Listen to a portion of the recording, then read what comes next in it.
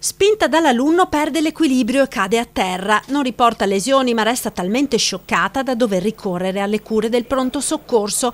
Protagonista una maestra elementare di Oderzo. L'episodio martedì al termine di una lezione nel corso della quale l'insegnante aveva ripreso l'alunno probabilmente per un comportamento un po' troppo vivace. L'allievo evidentemente non ha gradito il rimprovero ed ha reagito andando contro l'insegnante che, colta di sorpresa, è caduta a terra accusando un malore per il forte shock.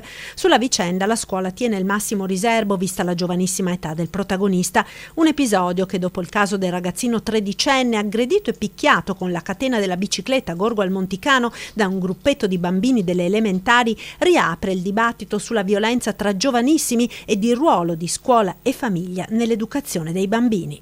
Io penso che questi bambini vivono in ambienti molto stressati, conduciamo una vita terribile al giorno d'oggi, quindi i genitori saranno stanchi, i bambini vivono in un ambiente poco favorevole e ne risentono in questo senso. Io mi ricordo nella mia infanzia che i cartoni animati parlavano d'amore, di queste bellissime cose.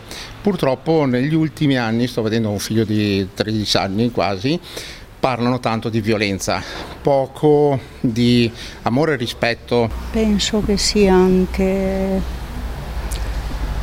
dalle famiglie. Penso che di base ci sia il discorso educazione dei genitori, indiscutibilmente. Poi ci sono delle patologie che per carità qui non ci piove, però principalmente io penso che vada controllato un po' tutto quanto, insomma. Penso che non ci sia più rispetto per una persona come una maestra, un professore, e quindi sono molto delusa e amareggiata.